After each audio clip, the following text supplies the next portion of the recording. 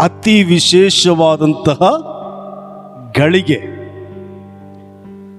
Brother Pal ಅವರು ಮತ್ತು sister ಸುಶೀಲಮ್ಮನವರು ಅವರ ವಿವಾಹ ವಾರ್ಷಿಕೋತ್ಸವವನ್ನು ಆಚರಿಸಿಕೊಳ್ತಾ ಇದ್ದಾರೆ.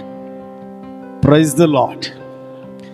ಇಂತಹ ಸಂಭ್ರಮದ ಸಮಯದಲ್ಲಿ ನಾವೆಲ್ಲರೂ ಅವರೊಟ್ಟಿಗಿರುವಂತೆ ದೇವರು ಸಹಾಯ ಮಾಡಿದ್ದಾನೆ. ಅದಕ್ಕಾಗಿ ನಾವು ದೇವರಿಗೆ ಹೆಚ್ಚಾಗಿ ಸ್ತೋತ್ರವನ್ನು ಸಲ್ಲಿಸಬೇಕು. ಆಮೇನ್. ಒಬ್ಬರ ಜೀವಿತದಲ್ಲಿ ದೇವರು ಉಪಕಾರವನ್ನ ಮಾಡುವಾಗ ಕ್ರಿಸ್ತನ ರಕ್ತದಿಂದ ತೊಳೆಯಲ್ಪಟ್ಟಂತಹ ನಾವು ಸಹ ಕರ್ತನಿಗೆ ಸ್ತೋತ್ರವನ್ನ ಸಲ್ಲಿಸಬೇಕು. Praise the lord. ಪ್ರೀತಿಯ ದೇವರ ಮಕ್ಕಳೇ, ದಾಂಪತ್ಯವು ದೇವರ ಪ್ರೀತಿಯಲ್ಲಿ ಬೆಸೆದಂತಹ ಒಂದು ಸಂಬಂಧ. ಆಮೇನ್. ವಿವಾಹ ಕೇವಲ ಇಬ್ಬರು ವ್ಯಕ್ತಿಗಳ ನಡುವಿನ ಒಪ್ಪಂದ ಅಲ್ಲ. ಹಲ್ಲೆಲೂಯ. ದೇವರ ಮುಂದೆ ಮಾಡಿಕೊಂಡಂತಹ ಒಂದು ಪವಿತ್ರವಾದಂತಹ ಒಡಂಬಡಿಕೆಯಾಗಿದೆ. ದೇವರಿಗೆ ಸ್ತೋತ್ರವಾಗಲಿ. ಸೃಷ್ಟಿಕರ್ತನಾಗಿರುವಂತಹ, ಸೇನಾಧೀಶ್ವರನಾಗಿರುವಂತಹ, ಸದಮಲ ಸ್ವಾಮಿಯಾಗಿರುವಂತಹ ಯೆಹೋವ ದೇವರು ಈ ಸಂಸಾರವೆಂಬ ವ್ಯವಸ್ಥೆಯನ್ನ ರೂಪಿಸಿದ್ದಾನೆ. ಹಲ್ಲೆಲೂಯ. ಈ ವಿವಾಹ ವಾರ್ಷಿಕೋತ್ಸವದಲ್ಲಿ ನಾವು ನಮ್ಮ ದಾಂಪತ್ಯ ಜೀವಿತವನ್ನ, ಅಂದರೆ ನಮ್ಮ ದಾಂಪತ್ಯ ಜೀವಿತದ ಅಡಿಪಾಯವನ್ನ ದೇವರ ವಾಕ್ಯದ ಮೂಲಕ ಮತ್ತಷ್ಟು ನಾವು ಭದ್ರಪಡಿಸಿಕೊಳ್ಳಬೇಕು. ದೇವರಿಗೆ ಸ್ತೋತ್ರವಾಗಲಿ. ದಾಂಪತ್ಯ ಜೀವಿತದಲ್ಲಿ ಕರ್ತನಾಗಿರುವಂತಹ ಯೇಸು ಕ್ರಿಸ್ತನನ್ನೇ ಮುಖ್ಯಸ್ಥನನ್ನಾಗಿ ಮಾಡಿಕೊಳ್ಳಬೇಕು. ಸತಿಪತಿಗಳು ಪರಸ್ಪರ ಪ್ರೀತಿ ಮತ್ತು ಕ್ಷಮೆ ಮತ್ತು ಮಾತುಗಳು ಮತ್ತು ಐಕ್ಯತೆ ಇದೆಲ್ಲವೂ ಸಹ ಅತ್ಯ ಅವಶ್ಯವಾಗಿದೆ. ದೇವರಿಗೆ ಸ್ತೋತ್ರವಾಗಲಿ. ಈ ಸಮಯದ ಧ್ಯಾನಕ್ಕೋಸ್ಕರವಾಗಿ ಪ್ರಸಂಗಿಯ ಪುಸ್ತಕ 4ನೇ ಅಧ್ಯಾಯ 12ನೇ ವಚನ.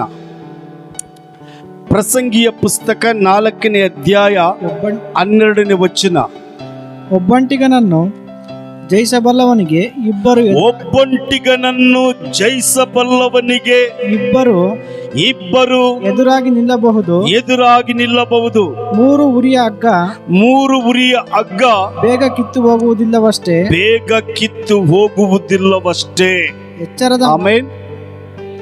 ಗ್ರಂಥಕರ್ತನು ಹೇಳ್ತಾನೆ, ಒಬ್ಬಂಟಿಗನನ್ನ ಜಯಿಸಬಲ್ಲವನಿಗೆ ಇಬ್ಬರು ಎದುರಾಗಿ ನಿಲ್ಲಬಹುದು, ಆದರೆ ಮೂರು ಉರಿಯ ಹಗ್ಗ ಬೇಗ ಕಿತ್ತು ಹೋಗುವುದಿಲ್ಲ.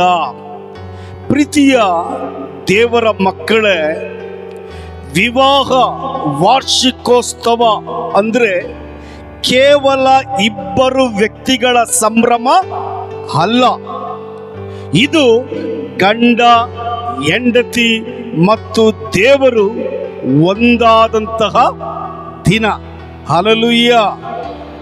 ಮದುವೆ ಎಂಬ ಹಗ್ಗದಲ್ಲಿ ಗಂಡ ಮತ್ತು ಹೆಂಡತಿ ಎರಡು ಉರಿಗಳಾಗಿದ್ದರೆ ಮೂರನೆಯ ಉರಿ ದೇವರೇ ಆಗಿರ್ತಾನೆ. ಹಲ್ಲೆಲೂಯ. ಜೀವನದಲ್ಲಿ ಕಷ್ಟಗಳು ಬರುವಾಗ, ಸಮಸ್ಯೆಗಳು ಬರುವಾಗ, ಹೋರಾಟಗಳು ಎದುರಾಗುವಾಗ ದಂಪತಿಗಳು ಪರಸ್ಪರ ಒಬ್ಬರಿಗೊಬ್ಬರು ಆಸರೆಯಾಗಬೇಕು. ಹಲ್ಲೆಲೂಯ. ಮತ್ತು ದೇವರು ಅವರಿಗೆ ಆಧಾರವಾಗಿ ನಿಲ್ಲಬೇಕು. ದೇವರಿಗೆ ಸ್ತೋತ್ರವಾಗಲಿ. ಪ್ರೀತಿಯ ದೇವರ ಮಕ್ಕಳೇ, ದೇವರು ಜೊತೆಯಲ್ಲಿ ಇದ್ದಾಗ ದಾಂಪತ್ಯ ಜೀವಿತದಲ್ಲಿ ಎಂತಹ ಹೋರಾಟಗಳು, ಎಂತಹ ಸಮಸ್ಯೆಗಳು, ಎಂತಹ ಕಷ್ಟಗಳು ಇದ್ದರೂ ಬಹಳ ಸುಲಭವಾಗಿ ಅದೆಲ್ಲವನ್ನ ಜಯಿಸಿ ಮುಂದೆ ಹೋಗಲಿಕ್ಕೆ ಸಾಧ್ಯ ಇದೆ. ಅದರಿಂದ ಪ್ರತಿಯೊಬ್ಬರ ದಾಂಪತ್ಯ ಜೀವಿತದಲ್ಲಿ ಕರ್ತನಾಗಿರುವಂತಹ ಯೇಸು ಕ್ರಿಸ್ತನೇ ಮುಖ್ಯಸ್ಥನಾಗಿ ಇರಬೇಕು. ದೇವರಿಗೆ ಸ್ತೋತ್ರವಾಗಲಿ.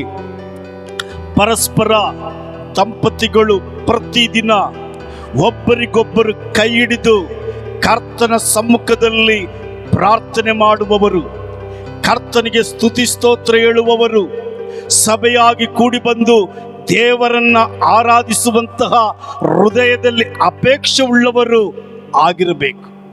ಆಗ ಅವರ ದಾಂಪತ್ಯ ಜೀವಿತದಲ್ಲಿ ದೇವರು ಮುಖ್ಯ ವ್ಯಕ್ತಿಯಾಗಿ ಮುಖ್ಯಸ್ಥನಾಗಿರ್ತಾನೆ.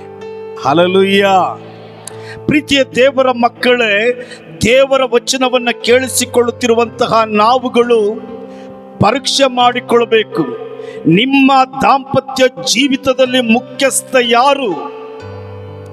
ತಂದೆಯೋ, ತಾಯಿಯೋ, ಅತ್ತೆಯೋ, ಮಾವನೋ, ಅಥವಾ ಇತರ ಬಂಧುಗಳೋ, ಅಥವಾ ಕರ್ತನಾಗಿರುವಂತಹ ಯೇಸು ಕ್ರಿಸ್ತನು ನಿಮ್ಮ ದಾಂಪತ್ಯ ಜೀವಿತದಲ್ಲಿ ಮುಖ್ಯಸ್ಥನಾಗಿದ್ದಾನೋ? ಆದರೆ ನಿಮ್ಮ ದಾಂಪತ್ಯ ಜೀವಿತಕ್ಕೆ ಆಯಸ್ಸು ಬೇಕಾದ್ರೆ ನಿಮ್ಮ ದಾಂಪತ್ಯ ಜೀವಿತದ ಮುಖ್ಯಸ್ಥ ಕರ್ತನಾಗಿರುವಂತಹ ಯೇಸು ಕ್ರಿಸ್ತನೇ ಆಗಿರಬೇಕು. ದೇವರಿಗೆ ಸ್ತೋತ್ರವಾಗಲಿ. ಅದರಿಂದ ಎಲ್ಲಿ ಪ್ರಾರ್ಥನೆ ಇರ್ತದೋ, ಯಾವ ದಂಪತಿಗಳು ಪ್ರಾರ್ಥನೆ ಮಾಡ್ತಾರೋ, ಯಾವ ದಂಪತಿಗಳು ಸ್ತುತಿ ಸ್ತೋತ್ರವನ್ನು ಸಲ್ಲಿಸ್ತಾರೋ, ಯಾವ ದಂಪತಿಗಳು ಕರ್ತನಿಗೋಸ್ಕರ ವೈರಾಗ್ಯವಾಗಿ ಜೀವಿಸ್ತಾರೋ ಅಂತಹ ಹಗ್ಗ ಕಿತ್ತು ಹೋಗುವುದಿಲ್ಲ. Praise the Lord. ಹಲ್ಲೆಲೂಯಾ. ದೇವರಿಗೆ ಸ್ತೋತ್ರವಾಗಲಿ. 127ನೇ ಸಂಕೀರ್ತನೆ 1ನೇ ವಚನವನ್ನು ನಾವು ಓದಿಕೊಳ್ಳೋಣ. ಯೆಹೋವನು ಮನೆ ಕಟ್ಟದಿದ್ದರೆ ಅದನ್ನು ಕಟ್ಟುವವರು ಕಷ್ಟಪಡುವುದು ವ್ಯರ್ಥ. ಪ್ರೀತಿಯ ದೇವರ ಮಕ್ಕಳೇ, ಕೀರ್ತನೆಗಾರನು ಹೇಳ್ತಾನೆ, ಯೆಹೋವನು ಮನೆ ಕಟ್ಟದಿದ್ದರೆ ಅದನ್ನು ಕಟ್ಟುವವರು ಕಷ್ಟಪಡುವುದು ವ್ಯರ್ಥ. ಅಂದ್ರೆ ದೇವರ ಸಹಾಯವಿಲ್ಲದೆ ಯಾವ ಕಾರ್ಯವೂ ಸಹ ಭೂಮಿಯಲ್ಲಿ ನಿಲ್ಲುವುದಿಲ್ಲ, ಭೂಮಿಯಲ್ಲಿ ಜರುಗುವುದೂ ಇಲ್ಲ. ಒಂದು ಕಟ್ಟಡಕ್ಕೆ ಅಡಿಪಾಯ ಎಷ್ಟು ಪ್ರಾಮುಖ್ಯವೋ ಅಷ್ಟೇ ಪ್ರಾಮುಖ್ಯ ಒಂದು ಸಂಸಾರಕ್ಕೆ ಯೇಸು ಕ್ರಿಸ್ತನು. ಆಮೇನ್. ನಿಮ್ಮ ಬುದ್ಧಿವಂತಿಕೆಯಿಂದಾಗಲಿ, ನಿಮ್ಮ ಹಣದಿಂದಾಗಲಿ, ನಿಮಗಿರುವಂತಹ ಚರಾಸ್ತಿಗಳಿಂದಾಗಲಿ, ನಿಮಗಿರುವಂತಹ ಯಾವುದೋ ಬೆಳ್ಳಿ ಬಂಗಾರಗಳಿಂದಾಗಲಿ ಉತ್ತಮವಾದಂತಹ ಸುಖಕರವಾದಂತಹ ದಾಂಪತ್ಯ ಜೀವಿತವನ್ನು ನಡೆಸಲಿಕ್ಕೆ ಸಾಧ್ಯವಿಲ್ಲ. ನಿಮ್ಮ ದಾಂಪತ್ಯ ಜೀವಿತ ಅದು ಸುಖಕರವಾಗಿರಬೇಕಾದ್ರೆ, ನಿಮ್ಮ ದಾಂಪತ್ಯ ಜೀವಿತ ಅದು ಆಶೀರ್ವಾದಕರವಾಗಿ ಇರಬೇಕಾದ್ರೆ ಕರ್ತನಾಗಿರುವಂತಹ ಯೇಸು ಕ್ರಿಸ್ತನೇ ಮುಖ್ಯಸ್ಥನಾಗಿ ನಿಮ್ಮ ದಾಂಪತ್ಯ ಜೀವಿತದಲ್ಲಿ ಇರಬೇಕು. ಗಂಡ ಒಂದು ಉರಿ, ಹೆಂಡತಿ ಮತ್ತೊಂದು ಉರಿ, ದೇವರು ಮಗದೊಂದು ಉರಿಯಾಗಿದ್ದಾನೆ. 3 ಎಳೆಗಳಿಂದ ಎಳೆಯಲ್ಪಟ್ಟಂತಹ ಹಗ್ಗ ಕಿತ್ತು ಹೋಗುವುದಿಲ್ಲ. ಎಷ್ಟು ಜನರು ನಿಮ್ಮ ದಾಂಪತ್ಯ ಜೀವಿತದಲ್ಲಿ ಯೇಸು ಕ್ರಿಸ್ತನಿಗೆ ಪ್ರಥಮ ಸ್ಥಾನವನ್ನು ಕೊಡ್ತಾ ಇದ್ದೀರಿ? ಒಂದು ಕ್ಷಣ ಆಲೋಚನೆ ಮಾಡಿಕೊಳ್ಳಿರಿ.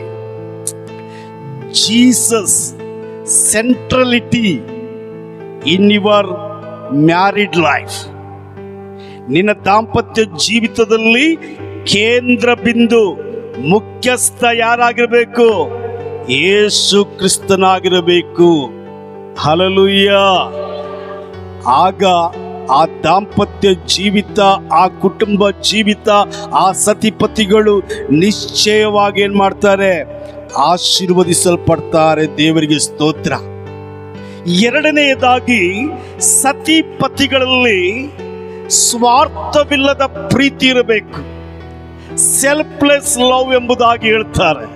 ಹಲ್ಲೆಲೂಯಾ. ಪ್ರೀತಿಯ ದೇವರ ಮಕ್ಕಳೇ, ಲೋಕ ಕಲಿಸುವಂತಹ ಪ್ರೀತಿ ಆಕರ್ಷಣೆಯ ಮೇಲೆ ನಿಂತಿದ್ದರೆ, ಸತ್ಯವೇದ ಕಲಿಸುವಂತಹ ಪ್ರೀತಿ ತ್ಯಾಗದ ಮೇಲೆ ನಿಂತಿರುತ್ತೆ. ಹಲ್ಲೆಲೂಯಾ. ಆಕರ್ಷಣೆಯ ಮೇಲೆ ದೊರಕುವಂತಹ ಪ್ರೀತಿ ನಮಗೆ ಅಗತ್ಯವಿಲ್ಲ, ಆದರೆ ತ್ಯಾಗದ ಪ್ರೀತಿ ನಮಗೆ ಬೇಕು. ದೇವರಿಗೆ ಸ್ತೋತ್ರವಾಗಲಿ. ದಯಮಾಡಿ ಎಫೆಸದವರಿಗೆ ಬರೆದ ಪತ್ರಿಕೆ 5ನೇ ಅಧ್ಯಾಯ 25ನೇ ವಚನವನ್ನು ಓದ್ರಿ. ಅಲ್ಲಿ ಅಪೊಸ್ತಲನಾದಂತಹ ಪೌಲನು ಪ್ರೀತಿಯನ್ನು ಕುರಿತು ಬಹಳ ಸುದೀರ್ಘವಾಗಿ ಮಾತನಾಡಿದ್ದಾನೆ.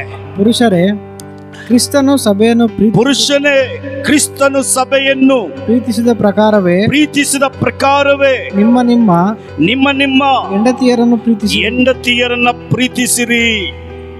ಎಫೆಸ ಸಭೆಯಲ್ಲಿರ್ತಕ್ಕಂತಹ ದೈವ ಜನರಿಗೆ ಪೌಲನು ಆತ್ಮಭರಿತನಾಗಿ ದೇವರ ಆತ್ಮನು ಪ್ರಕಟಿಸಿದ್ದನ್ನ ತನ್ನ ಪತ್ರಿಕೆಯ ಮೂಲಕ ಬರೆದು ತಿಳಿಸ್ತಾ ಇದ್ದಾನೆ. ಏನಂತ? ಕ್ರಿಸ್ತನು ಸಭೆಯನ್ನು ಪ್ರೀತಿಸಿದ ಪ್ರಕಾರವೇ ಎಲೆ ಪುರುಷರೇ ನಿಮ್ಮ ಹೆಂಡತಿಯರನ್ನ ನೀವು ಪ್ರೀತಿಸಿರಿ ಎಂಬುದಾಗಿ. ಆದರೆ ಆಂಗ್ಲ ಭಾಷೆಯಲ್ಲಿ ಮತ್ತೊಂದು ಪದ ಹೆಚ್ಚಾಗಿ ಬರೆಯಲ್ಪಟ್ಟಿದೆ. Husbands love your wives just as Christ loved the church and gave himself for it ಎಂಬುದಾಗಿ. ಅಂದ್ರೆ ತನ್ನನ್ನು ತಾನು ಸಭೆಗೆ ಹೇಗೆ ಕೊಟ್ಟು ಸಭೆಯನ್ನ ಕ್ರಿಸ್ತನು ಪ್ರೀತಿ ಮಾಡಿದ್ದಾನೋ, ಅದೇ ರೀತಿ ಒಬ್ಬ ಪುರುಷನು ತನ್ನನ್ನು ತಾನು ಹೆಂಡತಿಗೆ ಒಪ್ಪಿಸಿಕೊಟ್ಟು ಹೆಂಡತಿಯನ್ನೇನು ಮಾಡಬೇಕಂತೆ? ಪ್ರೀತಿಸಬೇಕೆಂಬುದಾಗಿ ಬರೆಯಲ್ಪಟ್ಟಿದೆ. ಪ್ರೀತಿಯ ದೇವರ ಮಕ್ಕಳೇ, ಇವತ್ತು ಲೋಕದಲ್ಲಿ ಸತಿ ಪತಿಗಳ ಪ್ರೀತಿ ಏನಾಗ್ತಾ ಇದೆ? ತಣ್ಣಗೆ ಆಗ್ತಾ ಇದೆ. ಮದುವೆ ಆದಂತಹ ಪ್ರಾರಂಭದ ಪ್ರೀತಿ ನಂತರದ ದಿನಗಳಲ್ಲಿ ಕಾಣ್ತಾ ಇಲ್ಲ. ಎಚ್ಚರವಾಗಿರ್ರಿ. ನಿಮ್ಮೊಳಗಿರ್ತಕ್ಕಂತಹ ಪ್ರೀತಿ ಯಾವತ್ತೂ ಕಡಿಮೆ ಆಗಬಾರದು. ಹಲ್ಲೆಲೂಯಾ. ದೇವರಿಗೆ ಸ್ತೋತ್ರವಾಗಲಿ. ಪ್ರೀತಿ ಅಂದ್ರೆ ಅದು ಕೇವಲ ಭಾವನೆ ಎಂಬುದಾಗಿ ನೀವೇನ್ ಮಾಡಬೇಡ್ರಿ, ನೆನೆಸಬೇಡ್ರಿ. ಪ್ರೀತಿ ಅಂದ್ರೆ ಅದು ತ್ಯಾಗ. ಹಲ್ಲೆಲೂಯಾ. ದೇವರು ನಿಮಗೆ ಕೊಟ್ಟಂತಹ ಬಾಳ ಸಂಗಾತಿಗೋಸ್ಕರ ಸಮಸ್ತವನ್ನು ತ್ಯಾಗ ಮಾಡಲಿಕ್ಕೆ ನೀವೇನಾಗಿರಬೇಕು? ಸಿದ್ಧರಾಗಿರಬೇಕು. ಹಲ್ಲೆಲೂಯಾ. ದೇವರಿಗೆ ಸ್ತೋತ್ರವಾಗಲಿ.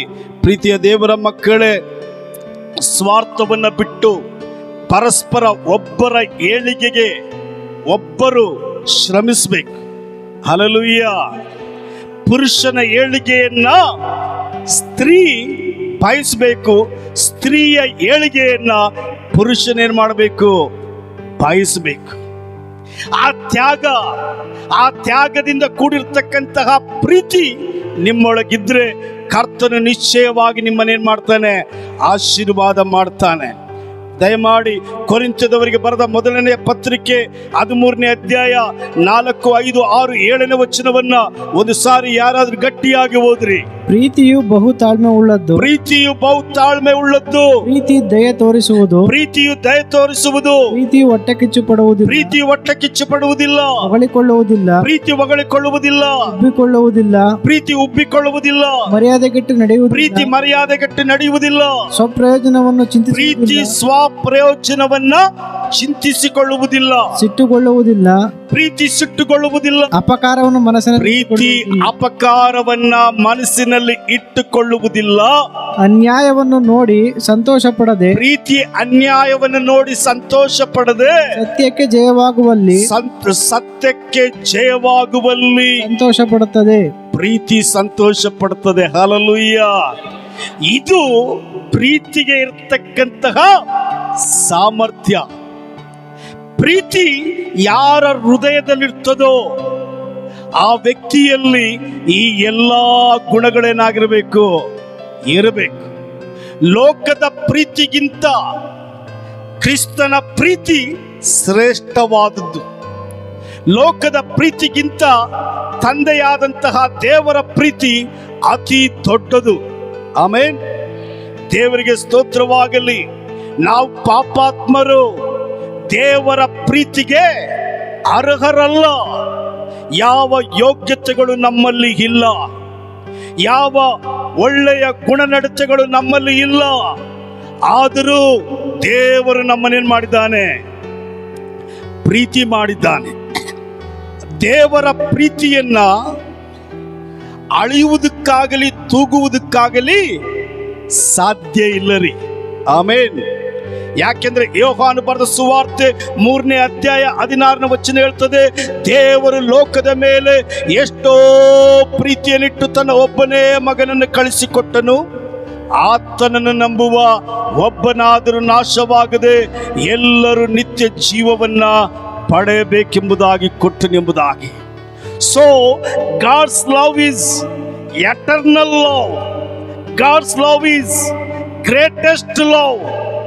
ದೇವರು ಕೊಟ್ಟಂತಹ ಪ್ರೀತಿ ನಿನ್ನ ತಂದೆ ನಿನ್ನ ತಾಯಿ ಕೊಡ್ಲಿಕ್ಕೆ ಸಾಧ್ಯ ಇಲ್ಲ, ನಿನ್ನ ಗಂಡ ಕೊಡ್ಲಿಕ್ಕೆ ಸಾಧ್ಯ ಇಲ್ಲ, ನಿನ್ನ ಹೆಂಡತಿ ಕೊಡ್ಲಿಕ್ಕೆ ಸಾಧ್ಯವಿಲ್ಲ, ನಿಮ್ಮ ಮಕ್ಕಳು ಕೊಡ್ಲಿಕ್ಕೆ ಸಾಧ್ಯವಿಲ್ಲ.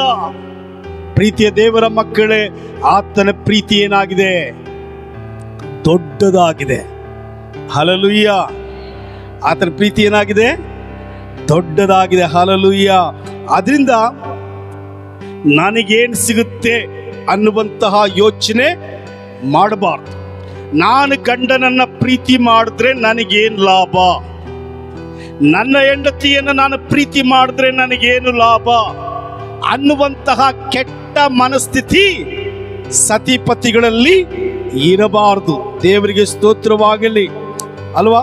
ಅದಕ್ಕೆ ಬದಲಾಗಿ ನಾನು ಗಂಡನಿಗೆ ಹೇಗೆ ಗೌರವ ಕೊಡಲಿಕ್ಕೆ ಸಾಧ್ಯ, ನಾನು ಗಂಡನಿಗೆ ಹೇಗೆ ನಾನು ಪ್ರೀತಿ ಮಾಡಲಿಕ್ಕೆ ಸಾಧ್ಯ, ನಾನು ಗಂಡನಿಗೆ ಹೇಗೆ ನನ್ನ ಸರ್ವಸ್ವವನ್ನ ಒಪ್ಪಿಸಿಕೊಳ್ಳಲಿಕ್ಕೆ ಸಾಧ್ಯ ಎಂಬುದಾಗಿ ಯೋಚನೆ ಮಾಡಬೇಕು. ಅದೇ ರೀತಿ ಹೆಂಡತಿಯಾದವಳು ಯೋಚನೆ ಮಾಡಬೇಕು, ಅದೇ ರೀತಿ ಗಂಡನಾದವನು ಸಹ ಯೋಚನೆ ಮಾಡಬೇಕು. ಹಲ್ಲೆಲೂಯ. ಸತಿ ಪತಿಗಳ ಪ್ರೀತಿ ಅದು ಯಾವತ್ತೂ ಸಹ ಸ್ವಾರ್ಥವಿಲ್ಲದೆ ಇರತಕ್ಕಂತಹ ಪ್ರೀತಿ ಆಗಿರಬೇಕು, ನಿಸ್ವಾರ್ಥವಾದಂತಹ ಪ್ರೀತಿ ಆಗಿರಬೇಕು. ದೇವರಿಗೆ ಸ್ತೋತ್ರವಾಗಲಿ. ಮೂರನೇದಾಗಿ, ಸತಿ ಪತಿಗಳಲ್ಲಿ ಕ್ಷಮಿಸುವಂತಹ ಶಕ್ತಿ ಇರಬೇಕು. ಹಲ್ಲೆಲೂಯ. ಏನಿರಬೇಕು? ಕ್ಷಮಿಸುವಂತಹ ಶಕ್ತಿ ಇರಬೇಕು. ದಾಂಪತ್ಯ ಜೀವಿತದ ರಕ್ಷಣಾ ಕವಚ ಕ್ಷಮೆ. ಆಮೆನ್ ಅಲ್ವಾ. ಎಷ್ಟೋ ಸಾರಿ ಗಂಡ ಹೆಂಡತಿಯನ್ನ ಕ್ಷಮಿಸೋದಿಲ್ಲ, ಹೆಂಡತಿ ಗಂಡನನ್ನ ಕ್ಷಮಿಸೋದಿಲ್ಲ. ಆದ್ರೆ ದೇವರ ವಾಕ್ಯ ಹೇಳ್ತದೆ, ದೇವರ ವಾಕ್ಯ ಹೇಳ್ತದೆ ನಾವೇನಾಗಿರ್ಬೇಕಂತೆ? ಕ್ಷಮಿಸುವಂತಹ ಗುಣವನ್ನ ಹೊಂದಿರಬೇಕು. ಹಲ್ಲೆಲೂಯ. ದೇವರಿಗೆ ಸ್ತೋತ್ರ. ಎಫೆಸದವರಿಗೆ ಬರೆದ ಪತ್ರಿಕೆ 4ನೇ ಅಧ್ಯಾಯ 32ನೇ ವಚನವನ್ನು ಓದ್ರಿ. ಒಬ್ಬರಿಗೊಬ್ಬರು ಉಪಕಾರಿಗಳಾಗಿಯೂ ಒಬ್ಬರಿಗೊಬ್ಬರು ಕರುಣೆಯುಳ್ಳವರಾಗಿಯೂ ಒಬ್ಬರಿಗೊಬ್ಬರು ಕ್ಷಮಿಸುವವರಾಗಿಯೂ ಇರ್ರಿ. ಆಮೇನ್ ಅಲ್ವಾ. ದಾಂಪತ್ಯ ಜೀವಿತಕ್ಕೆ ರಕ್ಷಣಾ ಕವಚ ಕ್ಷಮೆ. ದಾಂಪತ್ಯ ಜೀವಿತದ ಜೀವನಾಡಿ ಏನಾಗಿದೆ? ಕ್ಷಮೆ ಆಗಿದೆ. ಆಮೆನ್. ಗಂಡನು ಮಾಡಿದ ತಪ್ಪಾದ ಕಾರ್ಯಗಳನ್ನ ಕ್ಷಮಿಸಲಿಕ್ಕೆ ಹೆಂಡತಿ ಯಾವಾಗಲೂ ಬದ್ಧಳಾಗಿರಬೇಕು. ಹೆಂಡತಿ ಮಾಡಿದಂತಹ ತಪ್ಪಾದ ಕಾರ್ಯಗಳನ್ನು ಕ್ಷಮಿಸಲಿಕ್ಕೆ ಗಂಡನು ಯಾವಾಗಲೂ ಏನಾಗಿರಬೇಕು? ಬದ್ಧನಾಗಿರಬೇಕು. ನಿಜವಾಗಿ ದೀರ್ಘಕಾಲದ ದಾಂಪತ್ಯ ಜೀವನದ ರಹಸ್ಯವೇನೆಂದರೆ ಅದು ಕ್ಷಮೆ. ಆಮೇನ್. ಪ್ರಸ್ತುತ ದಿನಗಳಲ್ಲಿ ಸತಿಪತಿಗಳ ಮಧ್ಯ ಕಲಹಗಳು ಹೆಚ್ಚಾಗುವುದಕ್ಕೆ, ಹೆಂಡತಿ ಮುನಿಸಿ ತವರು ಮನೆಗೆ ಹೋಗ್ಲಿಕ್ಕೆ ಕಾರಣ ಕ್ಷಮಿಸುವಂತಹ ಗುಣ ಇಲ್ಲ. Praise the Lord. ಗಂಡನಿಗೆ ಕ್ಷಮಿಸುವಂತಹ ಗುಣ ಇಲ್ಲ, ಹೆಂಡತಿಗೇನಿಲ್ಲ, ಕ್ಷಮಿಸುವಂತಹ ಗುಣ ಇಲ್ಲ. ಆದರೆ ದೇವರ ವಚನ ಹೇಳ್ತದೆ, ಕ್ರಿಸ್ತನು ನಮಗೆ ತೋರಿಸಿದಂತಹ ಕ್ಷಮೆಯನ್ನ ನಾವು ಪರಸ್ಪರ ಒಬ್ಬರಿಗೊಬ್ಬರು ಏನ್ ಮಾಡಬೇಕು? ತೋರಿಸಿಕೊಳ್ಳಬೇಕು. ಆಮೇನ್. ಅಂದ್ರೆ ಹೆಂಡತಿ ತಪ್ಪು ಮಾಡಿದ್ರೆ ಗಂಡನ್ನು ಕೋಪಗೊಳ್ಳದೆ ಹೆಂಡತಿಯನ್ನೇನು ಮಾಡಬೇಕು? ಕ್ಷಮಿಸ್ಬೇಕು. ಒಂದು ವೇಳೆ ಇವತ್ತು ಡಿನ್ನರ್ ಟೇಸ್ಟ್ ಇಲ್ಲ ಅಂದ್ರೆ ಗಂಡ ಏನ್ ಮಾಡಬೇಕು? ಕ್ಷಮಿಸ್ಬೇಕು. ಒಂದು ವೇಳೆ ಗಂಡ ಕೆಲಸ ಮುಗಿಸಿ ತಡವಾಗಿ ಮನೆಗೆ ಬಂದ್ರೆ ಹೆಂಡತಿ ಏನ್ ಮಾಡಬೇಕು? ಕ್ಷಮಿಸ್ಬೇಕು. ಯಾವ ಗಂಡ ಹೆಂಡತಿಯಲ್ಲಿ ಕ್ಷಮಿಸುವಂತಹ ಗುಣ ಇರುತ್ತೋ ಆ ದಾಂಪತ್ಯ ಜೀವಿತಕ್ಕೆ ಆಯಸ್ಸು ಜಾಸ್ತಿ. ಹಲ್ಲೆಲೂಯ. ಪ್ರೀತಿಯ ದೇವರ ಮಕ್ಕಳೇ, ನಿನ್ನ ದಾಂಪತ್ಯ ಜೀವಿತ ಸುಖಕರವಾಗಿರಬೇಕು, ನಿನ್ನ ದಾಂಪತ್ಯ ಜೀವಿತ ಆಶೀರ್ವಾದಕರವಾಗಿರಬೇಕು, ನಿನ್ನ ದಾಂಪತ್ಯ ಜೀವಿತದ ದಿನಗಳು ಹೆಚ್ಚಾಗಬೇಕು ಅಂದ್ರೆ ನಿನ್ನ ಹೃದಯದಲ್ಲಿ ಕ್ಷಮಿಸುವ ಗುಣ, ಕ್ಷಮಿಸುವ ಶಕ್ತಿ ನಿನಗಿರಬೇಕು. Hallelujah, hallelujah. ದೇವರಿಗೆ ಸ್ತೋತ್ರವಾಗಲಿ. ಎಷ್ಟು ಜನರೊಳಗೆ ಕ್ಷಮಿಸುವಂತಹ ಮನಸ್ಸಿದೆ. Praise the Lord. ಎಷ್ಟೋ ಸಾರಿ ಚರ್ಚಿಗೆ ಬರುವಾಗಲೇ ಏನ್ ಮಾಡ್ತೀವಿ?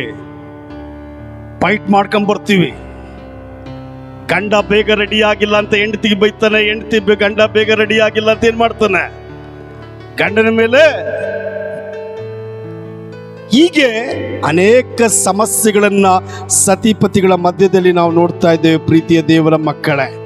ಅದರಿಂದ ಕ್ಷಮಿಸುವಂತಹ ಗುಣ ಇದ್ರೆ ದಾಂಪತ್ಯ ಜೀವಿತಕ್ಕೆ ಒಂದು ಹೊಸ ಚೈತನ್ಯ ಬರ್ತದೆ. ಹಲ್ಲೆಲೂಯ. ಎಂಥದ್ದು ಬರ್ತದೆ? ಹೊಸ ಶಕ್ತಿ ಬರ್ತದೆ. ಹಲ್ಲೆಲೂಯ. ನಿಮ್ಗೆ 50 ಆದ್ರೂ ಪರವಾಗಿಲ್ಲ, ನಿಮ್ಮ ಯಜಮಾನನಿಗೆ 60 ಆದ್ರೂ ಪರವಾಗಿಲ್ಲ, ಆದ್ರೆ ಕ್ಷಮಿಸುವಂತಹ ಗುಣ ನಿಮ್ಮೊಳಗಿದ್ರೆ ನಿಮಗೆ 30ರ ಪ್ರಾಯದ ಶಕ್ತಿ ಇರುತ್ತೆ. ಹಲ್ಲೆಲೂಯ. ಅದರಿಂದ ಕ್ಷಮಿಸುವಂತಹ ಗುಣನ ಬೆಳೆಸ್ಕೊಳ್ರಿ. ಎಲ್ಲೋ ಇದ್ದಂತಹ ನಿಮ್ಮನ್ನ, ಹೇಗೋ ಇದ್ದಂತಹ ನಿಮ್ಮನ್ನ ದೇವರೇನ್ ಮಾಡಿದಾನೆ? ಪ್ರೀತಿ ಮಾಡಿದಾನೆ. ಒಂದು ಹೊತ್ತಿನ ಆಹಾರಕ್ಕಾಗಿ ಕಷ್ಟಪಡುತ್ತಿದ್ದಂಥವರು, ಒಂದು ಒಳ್ಳೆಯ ವಸ್ತ್ರಕ್ಕಾಗಿ ಎದುರು ನೋಡ್ತಿದ್ದಂಥವರು, ಸುಖ ಇಲ್ಲದೆ, ಸಂತೋಷ ಇಲ್ಲದೆ, ಸಮಾಧಾನವಿಲ್ಲದೆ ಹೇಗೇಗೋ ನಮ್ಮ ದಿನಗಳನ್ನು ಕಳೆದಂಥವರು. ಬಟ್ ಟುಡೇ ದೇವರು ನಮಗೆ ಒಳ್ಳೆಯ ದಿನಗಳನ್ನು ಕೊಟ್ಟಿದ್ದಾನೆ. ಹಲ್ಲೆಲೂಯ. ಸುಖಕರವಾದಂತಹ ನಿದ್ರೆ, ಮನೋಹರವಾದಂತಹ ವಸ್ತ್ರಗಳು ಅಲ್ವಾ,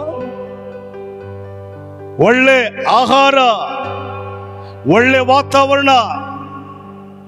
God has provided everything for you. ಆದ್ರೆ ಅಂತಹ ದೇವರಿಗೆ ನೀನು ಹೇಗೆ ನಡೆದುಕೊಳ್ಬೇಕು? ಅಂತಹ ದೇವರಿಗೆ ನೀನು ಹೇಗೆ ನಡ್ಕೊಳ್ಬೇಕು? ಕ್ಷಮಿಸುವಂತ ಗುಣ ಇದೆಯೇ ನಿನಗೆ?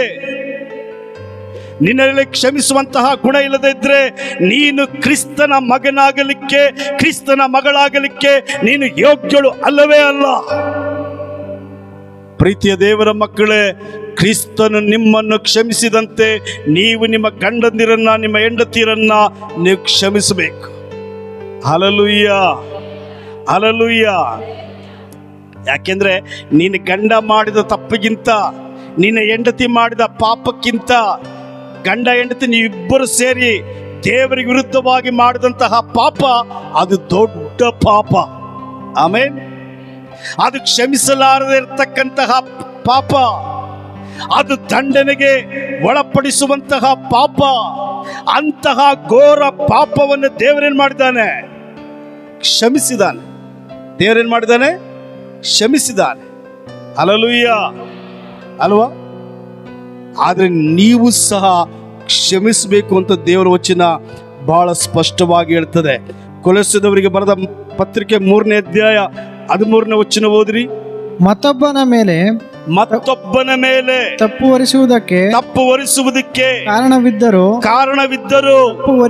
ತಪ್ಪು ಹೊರಿಸದೆ ಒಬ್ಬರಿಗೊಬ್ಬರು ಸೈರಿಸಿಕೊಂಡು ಕ್ಷಮಿಸಿರಿ. ಕರ್ತನು ನಿಮ್ಮನ್ನು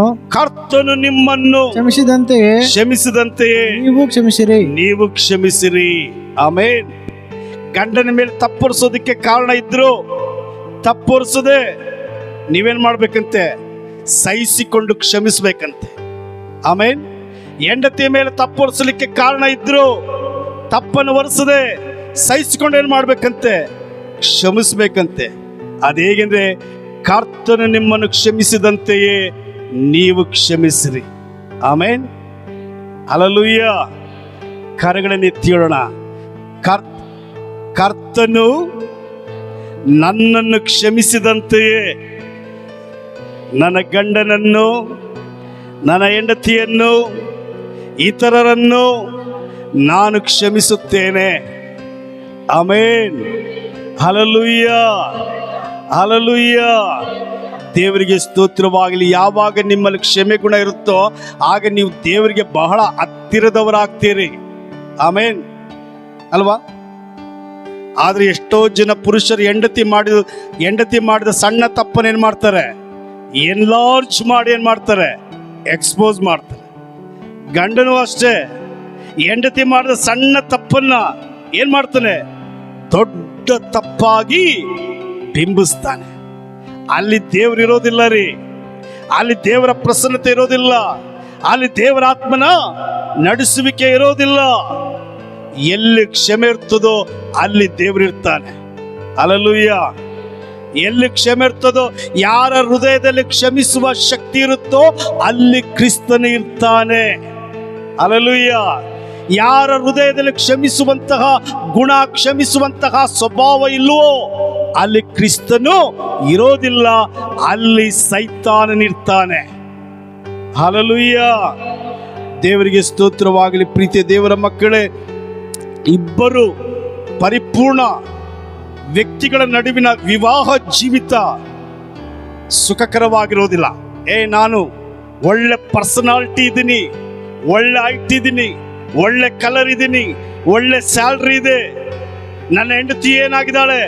ತುಂಬಾ ಸುಂದರಿಯಾಗಿದ್ದಾಳೆ ಅಂದ ಮಾತ್ರಕ್ಕೆ ನಿಮ್ಮ ದಾಂಪತ್ಯ ಜೀವಿತ ಸುಖಕರವಾಗಿ ಖಂಡಿತವಾಗಿರೋದಿಲ್ಲ. ಬದಲಾಗಿ ಇಬ್ಬರಲ್ಲಿ ಕ್ಷಮಿಸುವಂತಹ ಗುಣ ಇದ್ರೆ ಮಾತ್ರ ಆ ಒಂದು ವಿವಾಹ ಜೀವಿತ, ಆ ಒಂದು ದಾಂಪತ್ಯ ಜೀವಿತ ಸುಖಕರವಾಗಿ ಇರುತ್ತೆ, ಯಶಸ್ವಿಯಾಗಿ ಇರುತ್ತೆ. Hallelujah, hallelujah. ದೇವರಿಗೆ ಸ್ತೋತ್ರ. ಇವತ್ತು ಪಾಲ್ ಬ್ರದರ್ ಮತ್ತು ಸುಶೀಲಮ್ಮನವರ ವಿವಾಹ ಜೀವಿತ ಮುನ್ನುಗ್ಗುತ್ತಾ ಇದೆ ಅಂದ್ರೆ ಅದಕ್ಕೆ ಕಾರಣ ಅವರಲ್ಲಿ ಇರ್ತಕ್ಕಂತಹ ಕ್ಷಮಿಸುವಂತಹ ಗುಣ. Praise the Lord. Without forgiveness, ಕ್ಷಮಿಸಲಿಕ್ಕೆ ಸಿದ್ಧರಿಲ್ಲದೆ ಇದ್ರೆ ನಿಮ್ಮ ದಾಂಪತ್ಯ ಜೀವಿತ ನಿಶ್ಚಯವಾಗಿ ಮುರಿದು ಬೀಳುತ್ತೆ. ನಿಮ್ಮ ದಾಂಪತ್ಯ ಜೀವಿತ ಮುರಿದು ಬಿದ್ದ ಮೇಲೆ ಅಲ್ಲಿ ದೇವರು ಇರಲ್ಲ, ದೇವರ ಆತ್ಮನು ಇರಲ್ಲ. ಅದಕ್ಕೆ ಬದಲಾಗಿ ಸೈತಾನನಿರ್ತಾನೆ, ಅವನು ದೂತರು ಇರ್ತಾರೆ. ಹಲ್ಲೆಲೂಯಾ. ಅದರಿಂದ ಪ್ರೀತಿಯ ದೇವರ ಮಕ್ಕಳೇ, ನಿಜವಾಗಿ ಹಳೆ ತಪ್ಪುಗಳನ್ನ ಎತ್ತಿ ಎಣಿಸುವಂಥದ್ದು ದೇವರ ಮಕ್ಕಳ ಗುಣ ಅಲ್ಲ. ಪದೇ ಪದೇ ಹಳೆಯ ತಪ್ಪುಗಳನ್ನ ನೆನಪಿಸಿಕೊಳ್ಳಬಾರದು. ಸೂರ್ಯನ ಮುಳುಗೋದಕ್ಕಿಂತ ಮುಂಚೆನೆ ನಾವು ಪ್ರತಿಯೊಬ್ಬರ ತಪ್ಪನ್ನು ಕ್ಷಮಿಸಲಿಕ್ಕೆ ನಾವೇನಾಗಿರಬೇಕು? ಸಿದ್ಧರಾಗಿರಬೇಕು. ದೇವರಿಗೆ ಸ್ತೋತ್ರವಾಗಲಿ. 4ನೇದಾಗಿ ಮಾತುಗಳಲ್ಲಿ ಮಧುರತೆ ಇರಬೇಕಂತೆ. ಏನಿರಬೇಕು? ಎಷ್ಟೋ ಸಾರಿ ಗಂಡನ ಮಾತು ಚೂರಿ ತಿವಿದ ಹಾಗೇನ್ ಮಾಡುತ್ತೆ?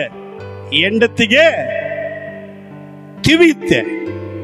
ಎಷ್ಟೋ ಸಾರಿ ಹೆಂಡತಿ ಮಾತು ಗಂಡನಿಗೇನಾಗುತ್ತೆ? ತುಂಬಾ ನೋವನ್ನುಂಟು ಮಾಡ್ತದೆ. ಪ್ರೀತಿಯ ದೇವರ ಮಕ್ಕಳೇ, ದೇವರ ಪ್ರಜೆಗಳಲ್ಲಿ ಮಾತುಗಳಲ್ಲಿ ಏನಿರಬೇಕು? ಮಧುರ ಇರಬೇಕು. ಹಲ್ಲೆಲೂಯಾ. ದಯಮಾಡಿ ಕೊಲೊಸ್ಸದವರಿಗೆ ಬರೆದ ಪತ್ರಿಕೆ 4ನೇ ಅಧ್ಯಾಯ 6ನೇ ವಚನ ಓದ್ರಿ. ನಿಮ್ಮ ಸಂಭಾಷಣೆ ಯಾವಾಗಲೂ ಇಂಪಾಗಿಯೂ ರಸವತ್ತಾಗಿಯೂ ಇರಲಿ. ಹಲ್ಲೆಲೂಯಾ. ಹೇಗಿರ್ಬೇಕಂತೆ? ಇಂಪಾಗಿ ಇರ್ಬೇಕಂತೆ, ರಸವತ್ತಾಗಿ ಇರ್ಬೇಕಂತೆ. ಎಷ್ಟೋ ಸಾರಿ ನಮ್ಮ ಸಂಭಾಷಣೆ ಪಕ್ಕದ ಮನೆಯವ್ರು ಏನ್ ಮಾಡ್ತಾ ಇರ್ತಾರೆ, ಕೇಳಿಸ್ಕೊಂಡು ಎಂಟರ್ಟೈನ್ಮೆಂಟ್ ತಗೊಳ್ತಾ ಇರ್ತಾರೆ ಅಲ್ವಾ? ಅಂದ್ರೆ ಗಂಡ ಹೆಂಡತಿಯ ಮಾತಿನಲ್ಲಿ ಏನಿರುತ್ತೆ, ವಾಕ್ ಸಮರ ಇರ್ತದೆ ಹೊರ್ತು ಅಲ್ಲಿ ಮಧುರ ಇರೋದಿಲ್ಲ. ಆದ್ರೆ ಪೌಲನು ಏನ್ ಹೇಳ್ತಾನೆ, ನಿಮ್ಮ ಸಂಭಾಷಣೆ ಯಾವಾಗಲೂ ಇಂಪಾಗಿರ್ಬೇಕಂತೆ, ರಸವತ್ತಾಗಿ ಇರಬೇಕಂತೆ. ಹಲ್ಲೆಲೂಯಾ ಅಲ್ವಾ? ಕೆಲವು ಮನೆಗಳಲ್ಲಿ ಗಂಡಸರ ವಾಯ್ಸ್ ಕಡಿಮೆ ಇದ್ರೆ ಹೆಂಗಸರ ವಾಯ್ಸ್ ಏನಾಗಿರುತ್ತೆ, ಜಾಸ್ತಿ ಇರುತ್ತೆ ಅಲ್ವಾ? ಕೆಲವು ಮನೆಗಳಲ್ಲಿ ಗಂಡಸರ ವಾಯ್ಸ್ ಹೆಚ್ಚಾಗಿದ್ರೆ ಹೆಣ್ಣುಮಕ್ಕಳ ವಾಯ್ಸ್ ಏನಾಗಿರುತ್ತೆ, ಕಡಿಮೆ ಆಗಿರುತ್ತೆ. ಆದರೆ ಇಲ್ಲಿ ಯಾರ ಸ್ವರನು ದೊಡ್ಡದಾಗಬಾರದು, ಎಲ್ಲರ ಸ್ವರದಲ್ಲಿ ಜೇನಿರಬೇಕು. ಆಮೇನ್. ಏನಿರಬೇಕು? ಜೇನು ತುಪ್ಪದಂತೆ ನಿಮ್ಮ ಮಾತುಗಳು ಇರಬೇಕು. ಇವತ್ತು ಎಷ್ಟೋ ಜನರ ಹೃದಯಗಳು ಗಾಯವಾಗ್ತಾ ಇದೆ. Praise the Lord. ಯಾರು ಸಂತೈಸಿದ್ರು, ಯಾರು ಆದರಣೆ ಮಾಡಿದ್ರು, ಅವರ ಹೃದಯಕ್ಕೆ ಆದಂತಹ ನೋವು ಗಾಯಗಳನ್ನ ಗುಣಪಡಿಸಲಿಕ್ಕೆ ಏನಾಗ್ತಾ ಇಲ್ಲ, ಸಾಧ್ಯ ಆಗ್ತಾ ಇಲ್ಲ. ದೇವರಿಗೆ ಸ್ತೋತ್ರವಾಗಲಿ. ದಾಂಪತ್ಯ ಜೀವಿತದಲ್ಲಿ ಬಿರುಕು ಮೂಡೋದು ಹೆಚ್ಚಾಗಿ ಮಾತಿನಿಂದ. ಆಮೇನ್. ಅದಕ್ಕೆ ಸೊಲೊಮೋನ್ ಹೇಳ್ತಾನೆ, ಮಾತು ಏನಾಗಿರ್ಬೇಕಂತೆ, ಕೊಂಚವಾಗಿ ಇರಬೇಕು. ಅದಕ್ಕೆ ಯಾಕೊಬ್ಬನ ಏನ್ ಹೇಳ್ತಾನೆ, ಮಾತನಾಡುವುದರಲ್ಲಿ ನಿಧಾನವಾಗಿ, ಕಿವಿಗೊಡುವುದರಲ್ಲಿ ತೀವ್ರವಾಗಿರ್ಬೇಕಂತೆ. ಪ್ರೈಸ್ ದಿ ಲಾರ್ಡ್ ಅಲ್ವಾ? ಆದ್ರೆ ಜ್ಞಾನಿ ಅನ್ನಿಸ್ಕೊಂಡವನು ಮಾತಾಡೋದಕ್ಕಿಂತ ಹೆಚ್ಚಾಗಿ ಕೇಳಿಸ್ಕೊಳ್ತಾನೆ. ಆಮೇನ್. ಕೆಲವ್ರನ್ನ ಅನ್ನಿಸ್ತಾರೆ, ಮತ್ತೊಬ್ಬರಿಗೆ ಮಾತನಾಡಲಿಕ್ಕೆ ಬಿಡದೆ ನಾನೇ ಏನ್ ಮಾಡಬೇಕು, ಮಾತನಾಡಬೇಕು ಅಂತ. ನೀವು ಜ್ಞಾನಿಗಳಂತೂ ಖಂಡಿತ ಅಲ್ಲ.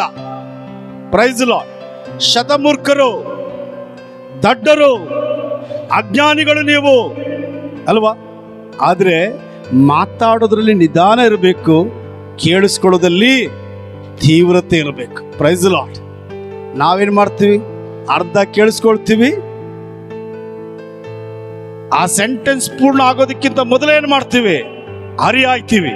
ಪ್ರೈಸ್ ದಿ ಲಾರ್ಡ್ ಅಲ್ವಾ? ಪ್ರೀತಿಯ ದೇವರ ಮಕ್ಕಳೇ, ಇಂತಹ ಸ್ವಭಾವಗಳು ನಮ್ಮ ಜೀವಿತವನ್ನು ಬಿಟ್ಟು ಹೊರಗೆ ಹೋಗಬೇಕು. ದೇವರಿಗೆ ಸ್ತೋತ್ರವಾಗಲಿ. ಯಾಕೆಂದ್ರೆ ಕೃಪೆಯ ಮಾತುಗಳು, ಸಿಹಿಯಾದ ಮಾತುಗಳು, ಮುದ್ದಾದ ಮಾತುಗಳು ಏನ್ ಮಾಡುತ್ತೆ, ಮನಸ್ಸಿಗಾದಂತಹ ಗಾಯವನ್ನ ಗುಣಪಡಿಸ್ತವೆ. ಹಲ್ಲೆಲೂಯಾ. ದೇವರಿಗೆ ಸ್ತೋತ್ರವಾಗಲಿ. ಅದರಿಂದ ಏನಾದ್ರೂ ಕೋಪ ಬಂದಾಗ ಮೌನವಾಗಿರುವಂಥದ್ದೇ ಉತ್ತಮ. Praise the Lord. ಹಲ್ಲೆಲೂಯಾ. ಕೆಲವೊಮ್ಮೆ ಸಂಶಯ, ಜಾಸ್ತಿ ಮಾತಾಡೋದಿಲ್ಲ ಇವರು ಯಾಕೆ ಅಂತ. ಅವ್ರ ಜ್ಞಾನಿಗಳು. ಅವ್ರು ಯಾರು? ಜ್ಞಾನಿಗಳು ಅವರು. ಯಾಕೆಂದ್ರೆ ಮಾತು, ಅತಿಯಾದ ಮಾತು ಪಾಪಕ್ಕೆ ಏನ್ ಮಾಡುತ್ತೆ, ನಡೆಸುತ್ತೆ. ಆದರೆ ಕಡಿಮೆ ಆದಂತಹ ಮಾತು ಪರಿಶುದ್ಧತೆಯನ್ನ ಕಾಪಾಡುತ್ತೆ. ಹಲ್ಲೆಲೂಯಾ. ಅದರಿಂದ ಮಾತು ಕಡಿಮೆ ಇರಲಿ. ಒಂದ್ ವೇಳೆ ಮಾತಾಡಿದ್ರು ಆ ಮಾತಿನಲ್ಲಿ ಏನಿರಬೇಕು, ಜೇನಿನ ಹನಿ ಇರಬೇಕು. ಪ್ರೈಸ್ ದಿ ಲಾರ್ಡ್ ಅಲ್ವಾ? ಎಷ್ಟೋ ಸಾರಿ ನಮ್ಮ ಮಾತುಗಳು ಬಹಳಷ್ಟು ಜನರಿಗೆ ಏನ್ ಮಾಡಿದೆ, ಗಾಯ ಮಾಡಿದೆ. ಪ್ರೈಸ್ ದಿ ಲಾರ್ಡ್ ಅಲ್ವಾ? ಅದಕ್ಕೆ ಪಟ್ಟ ಕೊಟ್ಬಿಡ್ತಾಳೆ, ಆಕೆ ಹತ್ರ ಯಾರು ಮಾತಾಡ್ತಾಳೆ ಆಕೆ ದೊಡ್ಡ ಬಾಯಿ ಬಡುಕಿ ಅಂತ. ಪ್ರೈಸ್ ದಿ ಲಾರ್ಡ್ ಅಲ್ವಾ? ಯಾಕೆ ಹೇಳಿ, ಅವಳಿಗೆ ಮಾತು ಕೊಡೋದಕ್ಕೆ ಆಗಲ್ಲ ಅಲ್ವಾ? ಕೆಸರ ಮೇಲೆ ಕಲ್ಲೆ ಹಾಕಿ ನಾನೇ ಸಿಡಿಸ್ಕೊಳ್ಳಿ ಅಂತ ಹೇಳ್ತಾರೆ. ಏನಕ್ಕೆ? ಒಂದು ಮಾತಾಡಿ 10 ಮಾತು ನಾನು ಯಾಕೆ ಕೇಳಿಸ್ಕೊಳ್ಬೇಕು ಮೌನವಾಗಿರೋದೇ ಉತ್ತಮ ಎಂಬುದಾಗಿ. ಅದರಿಂದ ಪ್ರೀತಿಯ ದೇವರ ಮಕ್ಕಳೇ, ನಿಮ್ಮ ದಾಂಪತ್ಯ ಜೀವಿತ ಸುಖಕರವಾಗಿರಬೇಕಂದ್ರೆ ನಿಮ್ಮ ದಾಂಪತ್ಯ ಜೀವಿತದಲ್ಲಿ ಯೇಸು ಕ್ರಿಸ್ತನೇ ಮುಖ್ಯಸ್ಥನಾಗಿರಬೇಕು. ಹಲ್ಲೆಲೂಯಾ. ಎರಡನೇದಾಗಿ, ನಿಮ್ಮ ದಾಂಪತ್ಯ ಜೀವಿತದಲ್ಲಿ ನಿಸ್ವಾರ್ಥದ ಪ್ರೀತಿ ಇರಬೇಕು, ಅಂದರೆ ಸ್ವಾರ್ಥವಿಲ್ಲದ ಪ್ರೀತಿ ಇರಬೇಕು. Praise the Lord. ಮೂರನೇದಾಗಿ, ನಿಮ್ಮ ದಾಂಪತ್ಯ ಜೀವಿತದಲ್ಲಿ ಕ್ಷಮೆ ಇರಬೇಕು. ಹಲ್ಲೆಲೂಯಾ. ನಾಲ್ಕನೇದಾಗಿ, ನಿಮ್ಮ ದಾಂಪತ್ಯ ಜೀವಿತದಲ್ಲಿ ಮಾತುಗಳು ಮಧುರವಾಗಿರಬೇಕು. ಹಲ್ಲೆಲೂಯಾ. ನೀನು ಕನ್ನಡ ಮಾತಾಡ್ತೀಯೋ, ಇಂಗ್ಲೀಷ್ ಮಾತಾಡ್ತೀಯೋ, ಉರ್ದು ಮಾತಾಡ್ತೀಯೋ, ಅಥವಾ ತುಳು ಮಾತಾಡ್ತೀಯೋ, whatever language, no problem. ನೀನು ಯಾವ ಭಾಷೆ ಬೇಕಾದರೂ ಮಾತಾಡು, ತೆಲುಗು ಮಾತಾಡ್ತೀಯ ಮಾತಾಡು. ಆದರೆ ಆ ಮಾತಿನಲ್ಲಿ ಏನಿರಬೇಕು? ಏನಿರಬೇಕು? ಸಿಹಿತನ ಇರಬೇಕು. ಹಲ್ಲೆಲೂಯಾ, ಹಲ್ಲೆಲೂಯಾ ಅಲ್ವಾ? ಏನಿರಬೇಕು? ಸಿಹಿತನ ಇರಬೇಕು. ನಿಮ್ಮ ಮಾತುಗಳು ಮತ್ತೊಬ್ಬರ ಹೃದಯವನ್ನ ಒಡೆಯಬಾರದು. ನಿಮ್ಮ ಮಾತುಗಳು ಮತ್ತೊಬ್ಬರ ಮನಸ್ಸಿನ ಮೇಲೆ ಬರೆಯನ್ನ ಹಾಕಬಾರದು. ನಿಮ್ಮ ಮಾತುಗಳು ಸಂಬಂಧವನ್ನ ನಾಶ ಮಾಡಬಾರದು. ನಿಮ್ಮ ಸಂಬಂಧಗಳು ಐಕ್ಯತೆಯನ್ನ ಒಡೆಯಬಾರದು. ನಿಮ್ಮ ಮಾತುಗಳು ಕೊಂಚವಾಗಿರಬೇಕು. ಪ್ರಸಂಗಿ ಪುಸ್ತಕ 4ನೇ ಅಧ್ಯಾಯ 9ನೇ ವಚನ. ಒಬ್ಬನಿಗಿಂತ